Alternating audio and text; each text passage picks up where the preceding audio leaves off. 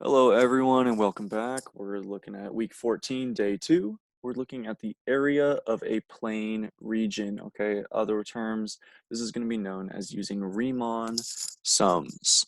Okay, I know I can already expect today is going to be a little bit challenging, so please bear with me. If at any point you need to stop, go back, please do so, okay? We're going to go through 1, 2, 3, 4, 5 examples today. These do have a good amount of work to go with them, so again, please bear with me. Okay, so our goal is to be able to find the area underneath a given function. So say, for example, we're going to have a function that looks like this. We're going to want to find the area in between two separate bounds. We're going to be able to find out exactly what this area is for any specific function. And that is our general goal for today. Okay, so for our first one here, we're going to use 5 rectangles in the figure. We're going to find approximations of the area for the given function, negative x squared plus 5, between the lines x equals 0 and x equals 2. Now, when we talk about Riemann sums, we're going to be talking about 2 specific kinds. The one that we're going to be looking at first is a right endpoint. Okay, so this red line here on the graph shown represents the function f of x. Okay, so the red line is f of x. And then we're going to be looking at the right endpoints. Okay, so what we're doing here is we split this up into 5 different intervals. So from 0 to 2, every 2/5 is going to be our interval. Okay, we can find that out. That's going to be our delta x. Okay, the delta x is always going to be b minus a over n. Okay, b is going to be our outer bound, so x equals 2. Our a is our inner bound, our first bound, which is 0, and n is the number of sections that we're creating. So we've got 5 different intervals here. So our delta x here is going to be 2 over 5. So what we're trying to do is we're trying to find the area of all of these rectangles on the inside. Okay, we're using right endpoints because we're taking the value, the y value of the function at the end of those 2/5. So this is when x equals 2 over 5. This is when x equals 4 over 5, and so on. Okay, to be able to do this, we're going to have to be able to find out what our intervals are. Okay, so our intervals, again, we've got 5 sections split between 0 and 2, so it's going to be every 2/5. So our intervals are going to be 2 over 5, and we're going to include the value I. Okay, so these are going to be all of the x values that exist that we're going to take the area of. Okay, our I is going to be all of the values 1, 2, 3, 4, and 5. Now, if you just substituted these values in, you plug in 1, that gives you 2/5.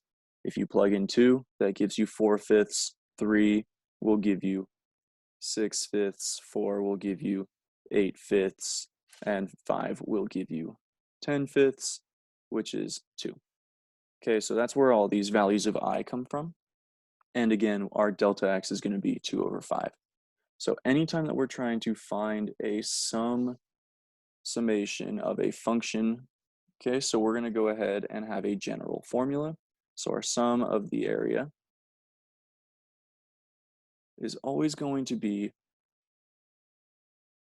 sigma from I is equal to whatever value you start with to n, that's how many sections you have, of f of x I delta x. Okay, now please do not get scared with the notation. This is just notation, okay? If you are missing on any of the sigma stuff, please refer back to my previous video. Okay, but what we're going to do is we're just going to start filling in some of these values. So we're going to have sigma of 5 as n, and I is still equal to 1. Okay, xi all that's going to be is this piece right here. Okay, so it's our delta x with the I piece in there. Okay, so this is xi. So we're going to find f of 2 over 5i, and we're going to multiply by delta x, which we already know is 2 over 5. Okay, so again, this is our sum of the area, and we're just going to start breaking this down. Okay, so again, we just need to replace 2 over 5i into our function. So we have the summation from I equals 1 to 5. F of 2 over 5i, we're just substituting into our original function. Okay, so we have negative 2 over 5i squared plus 5, and we're multiplying by 2 over 5. Okay, again, this piece right here is just our f of xi, okay? This is f of x, but the I is up here, okay? We're just substituting that value in. Okay, from here, all we're gonna do is simplify. Okay, so we're gonna go ahead and get, this is going to be, I'm gonna go ahead and skip a couple steps here. You can actually just plug this into your calculator. You can use x instead of I. There's a program under the math part of your calculator. You'll end up getting that this is 162 over 5, which is equal to approximately 6.48.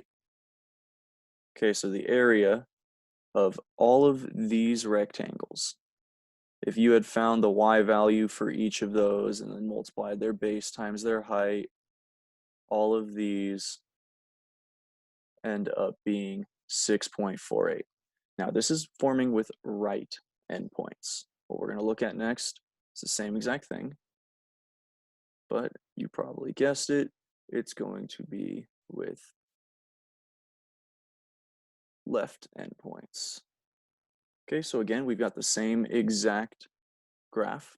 We're still working with negative x squared plus 5, still going from bounds 0 to 2, except for this time we're working with the left endpoints. Okay, so our values that we're going to look at are x equals 0, x equals 2 over 5, x equals 4 over 5, x equals 6 over 5, x equals 8 over 5. Did I do one too many?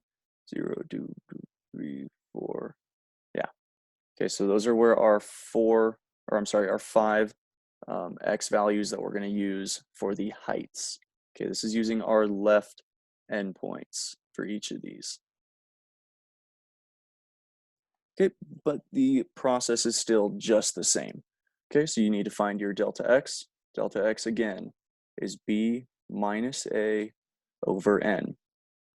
Okay, our b is our outer line that's the boundary, so we have 2. A is our 0, and n is how many divisions we have, which is going to be 5. So again, in this case, it's going to be 2 over 5.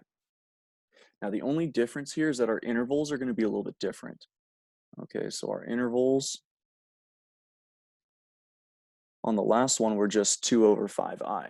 Now this would be the case, except for we don't want to really plug in 0. Okay, I'd rather have our values of I still be 1, 2, 3, 4, and 5. You'll probably see in future examples, but using numbers, the natural numbers, is going to be way easier than including values of 0. So for our interval, for our f of xi, our xi wants to be, it's going to be 2 over 5 times I minus 1. Okay, so essentially it's the same exact thing. When you plug in 1, it'd be 1 minus 1, which is 0, times 2 over 5. Now, this will make your life way easier, okay? Typically, I don't like to use left endpoints because I have to worry about this. I personally like right endpoints significantly better. But just for the sake of this, we're going to run through the rest of it. So again, our sum of the area is going to be sigma of I equals 1 to n of f of xi times delta x. Okay, and we're just going to plug in our values. we've got n is 5, I is still equal to 1. We've got f of 2 over 5, I minus 2 over 5. And then we're going to multiply by delta x, which is still 2 over 5. Okay, all I did for this piece was I distributed these to get 2 over 5I minus 2 over 5. Okay, from here, we're just going to go ahead and plug that into our general function. Okay, again, we still have to use our original f of x. So we're going to have sigma from I is equal to 1 to 5 of negative, this is our xi, so we're going to have 2 over 5I minus 2 over 5 squared plus 5. That's our f of xi, and then we're going to multiply that by 2 over 5, which is our delta x. Plug that in your calculator, you end up getting 202 over 25, which is approximately 8.08. Okay, that's quite a bit different than our last example. Now this example, using the left endpoints, kind of gave us an overestimation, okay? There are pieces of these rectangles that are over the line. Okay, so that's why this value of our area is so much bigger than our last one, which was technically an underestimation. Now, just because it's a left endpoint does not make it an overestimation, and just because it was a right endpoint does not make it an underestimation. It depends on the function. Okay, so you kind of have to be aware of what's going on with that. Okay, we've got 3 more examples we're going to go through here. Okay, so we are finding the upper and lower sums for the region bounded by the graph f of x equals x squared, the x-axis, and it's also bounded between the lines x equals 2 and x equals 0. So first off, I like to have myself a small graph just to kind of remind myself of what I'm doing. So I know that my graph of f of x equals x squared is going to look something like this, where at x equals 2, y equals 4, at 1, this value is 1. Okay, so that's my graph. I'm bounded by the lines x equals 0, so the y-axis, and the line x equals 2, and the x-axis itself. So that area that is bounded is actually going to be this stuff in here. Okay, so what we're looking for is the area underneath that curve above the x-axis. So notice how on this one we're not given a certain amount of sections. Okay, so we're not actually told what n is. So what we're going to do is we're going to go ahead and just use the value n. We're going to find it as n approaches infinity here in a minute, but for now we'll just keep it n. Okay, so we're going to use, oops, I want to go back. First off, we have no intervals. Since we have no intervals, we're going to use n intervals, just like what I was talking about for a second there. And we're going to go ahead and find our delta x first. So our delta x is still, again, going to be b minus a over n. Our b value is our outer bound, which is 2. A value is the inner bound, which is 0, and we have n. So in this case, our delta x is actually just going to be 2 over n. Okay, let's still remember that n represents a constant. Okay, that's going to be very important when we're working through these. So you can do these with your left endpoints or your right endpoints. As I mentioned earlier, right endpoints are typically easier.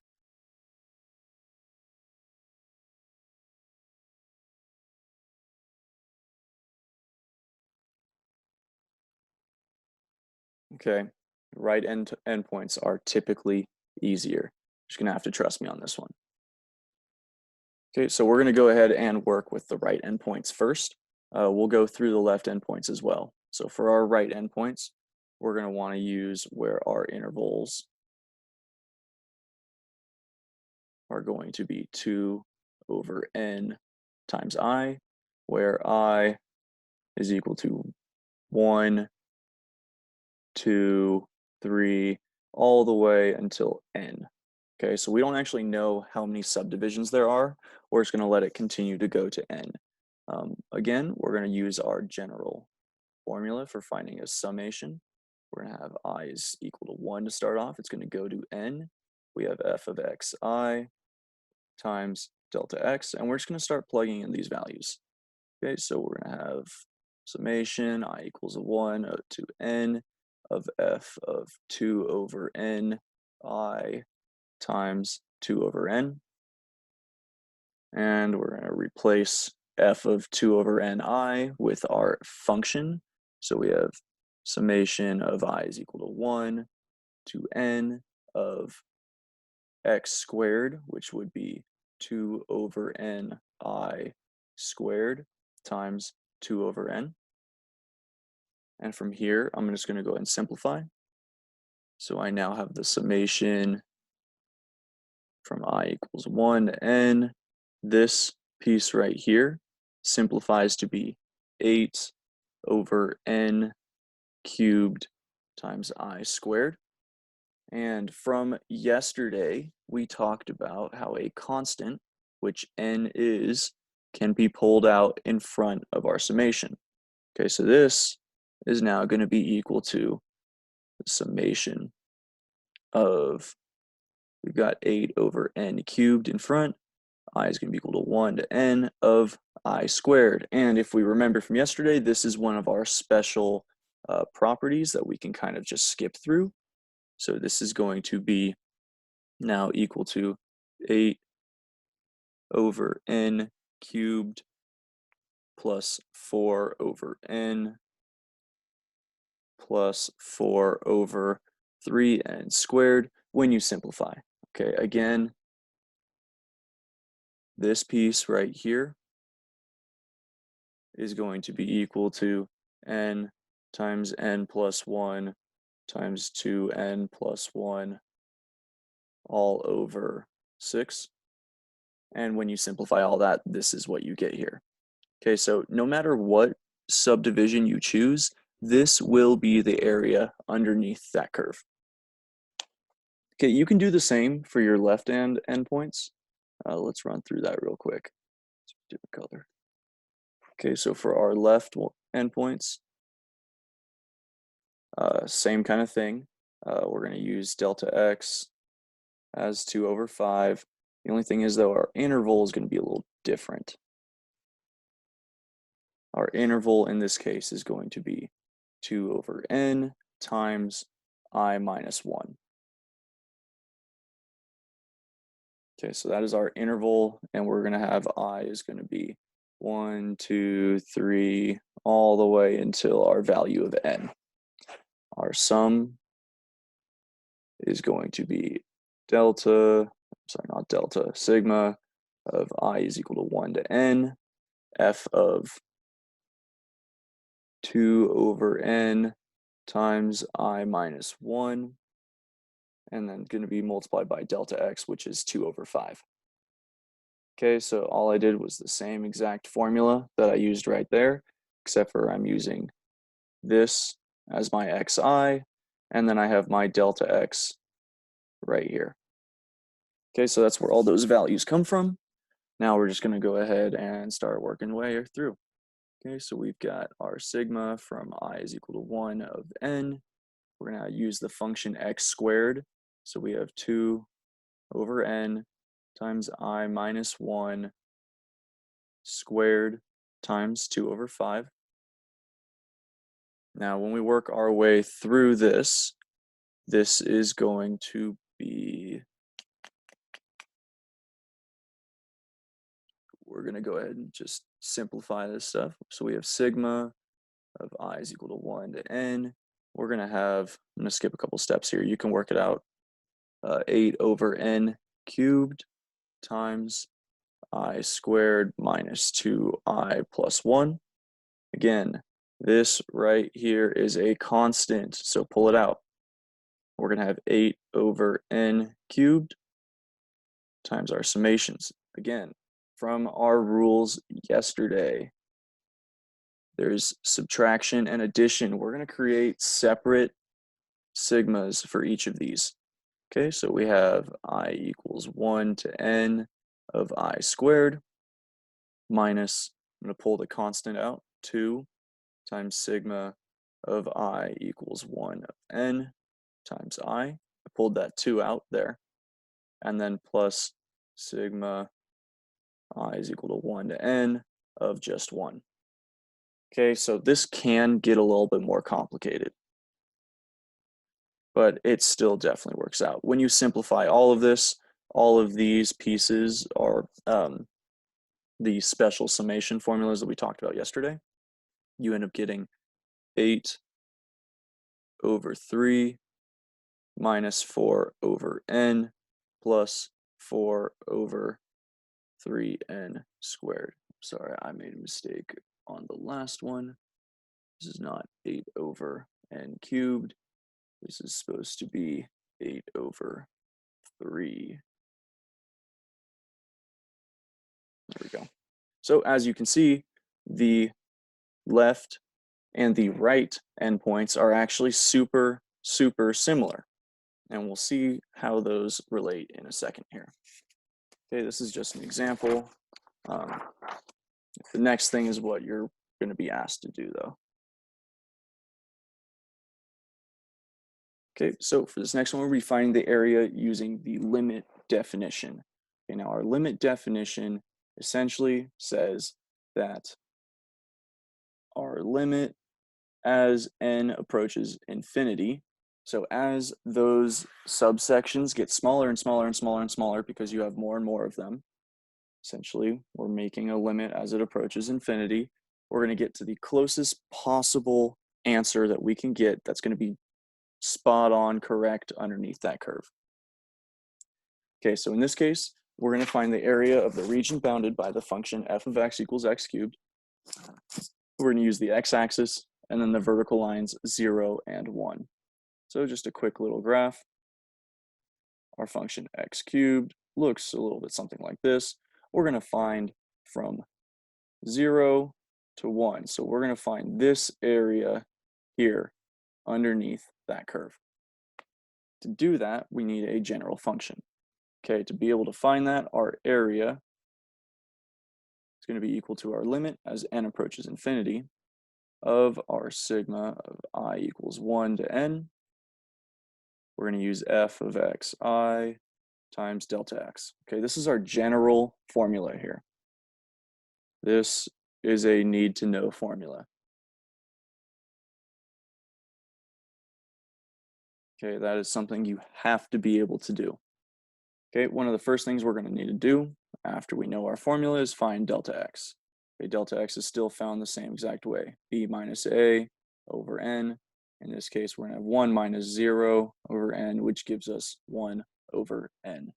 Okay, again, use the right endpoints.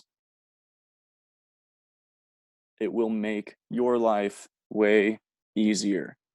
Okay, so in this case, our xi is going to be 1 over n times I. Okay, because we're using the right endpoints, we're able to do that. It's going to make our life way easier. Okay, so we're just going to go ahead and start simplifying some things. We're going to have the limit as n approaches infinity.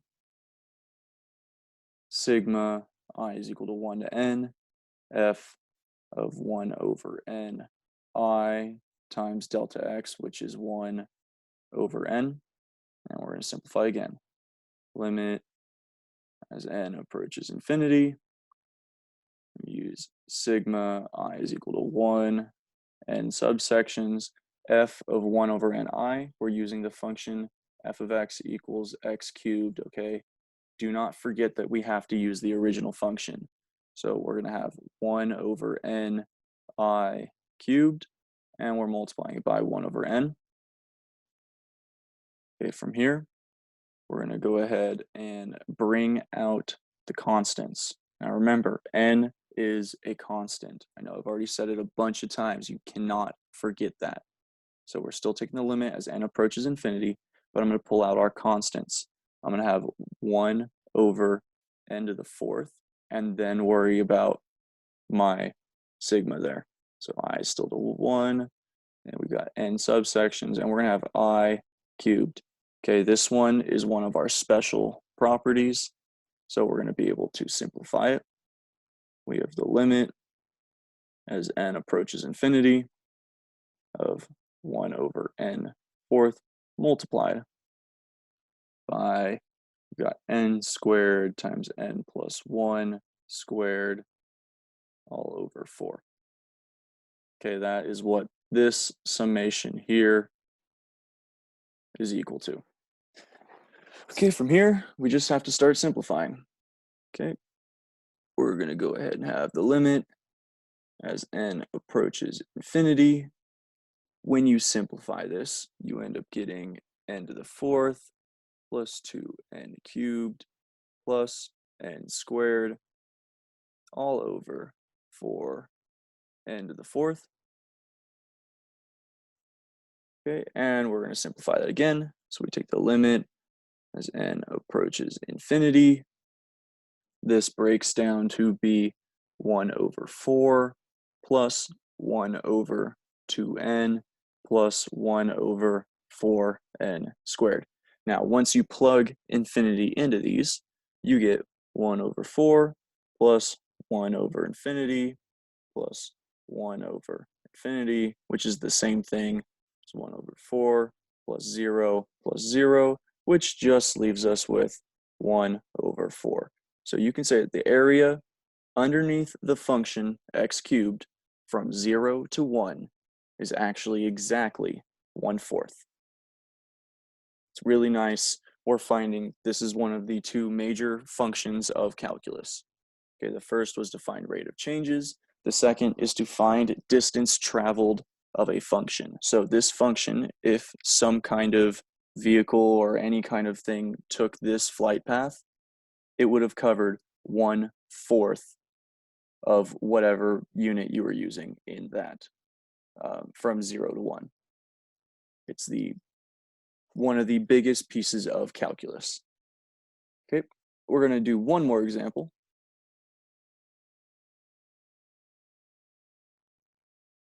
Okay, so very similar problem. We're finding the area by the limit definition.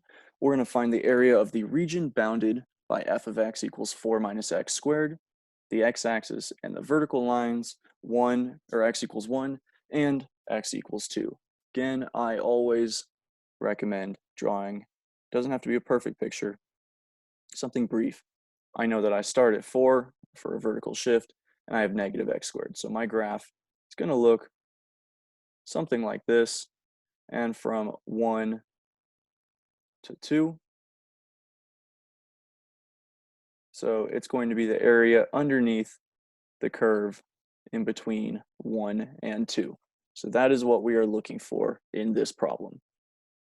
So first thing we want to do is we want to identify what our delta x is. So our delta x in this case, b is going to be 2, a is going to be 1, and we're dividing by n subsections because we're not told how many to use. This is going to give us 1 over n again. Now, our xi is going to be a little bit different this time because what is our actual, if we're using the values 1, 2, 3, all the way to n, if my first thing I want to check is x equals 1, how do I make that happen? Well, I'm going to have to use 1 plus 1 over n I. Okay, so if I'm using right endpoints, I have to start at 1 and go right 1 over n subsections. Okay, so anytime that you're not starting at 0 and we're using right endpoints, you have to include, you have to add essentially where the starting value is. Okay, now we're just going to go ahead and find our area. This is a bit of a process, so if you're stuck, please stop the video and go back a couple seconds. Make sure you are taking your time.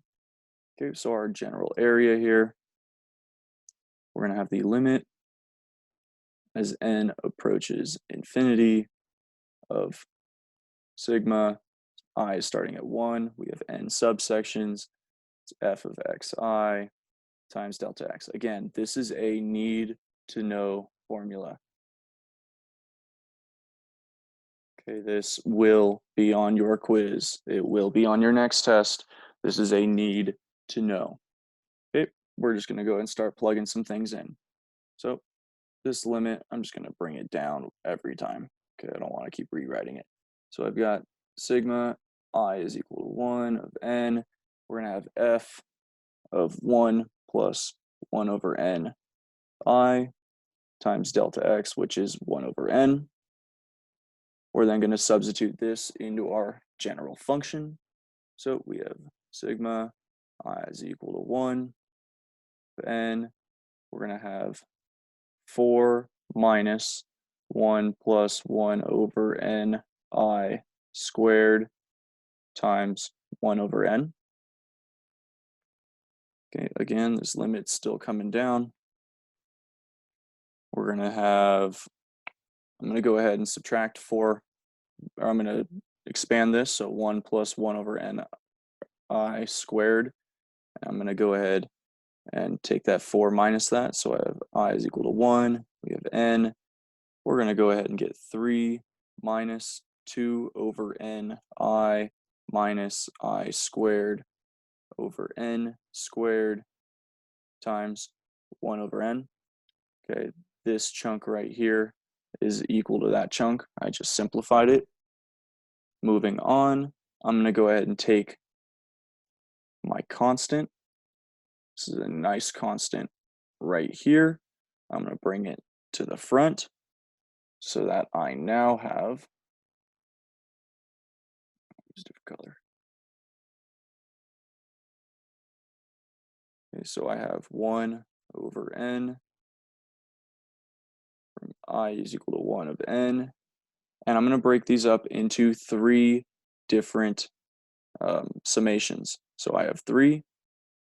I'm going to go and pull out that 2 minus n, so minus 2 over n sigma of I, and I'm going to subtract 1 over n squared sigma I is equal to 1 over n of I squared. Okay, so this one does get a little bit ugly. There's a lot of things you kind of have to remember from here, but it's not the end of the world. Okay, from here, I'm just going to go ahead and simplify these. So I'm left now, I'm going to go ahead and bring this, oops. I'm going to bring all of this up right here. So I have the limit as n approaches infinity. And when I use all of my special cases for these, I'm going to go ahead and get, this is going to be 3 minus 1 plus 1 over n minus 1 over 3 plus 1 over 2n plus 1 over 6n squared. Okay, again, I skipped a lot of steps right there.